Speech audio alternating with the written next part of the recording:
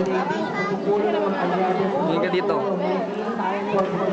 Ang naging Pangulo ng United States na si Franklin Delano Roosevelt ang nagpungkay sa pangalan ng United Nations. Ang mga tagapagtatag ng mga bansa ng kakaisa ay umaasa dito na may iwasan ng mga bagong giyera sa mundo. Subalit ang nga nito ay pinatupad sa maraming kaso.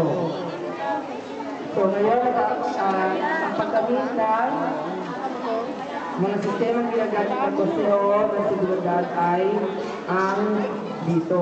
So ang United Nations ay itinatag para magkaisa-isa ang mga bansa at mapalat ang bansa Pilipinas dyan tayo ay alahok dito.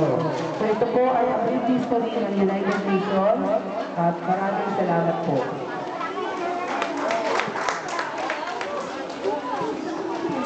Salamat, Sir Perez.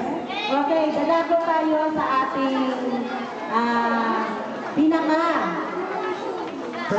ng ating programa. Bakit nandito kayo? Ha? Bakit kayo nakasuot ng mga gown? Parang nakikita ko. Ha? Naka-Japan. Gustong-gusto nila ang Japan. Okay.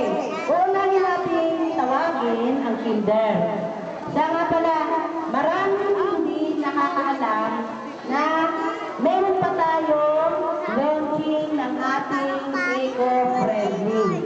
Sinabay natin sa ating United Nations. Ha? Ibig sabihin, kayo po ang representative ng inyong section or grade sa ating eco-friendly. Nag-start na tayong mag-canvassing last Friday. Diba? Kinder. Ang dami ata ng kinder. No? So, ang ating unang tatawagin ay ang kinder. Pag tinawag ko, meron po kami walang pangalan. Halimbawa, yung kinder A, hindi dito nakasulat, walang pangalan. Kung sino ang representative ng kinder A, umakyat sa stage. Ha, teachers?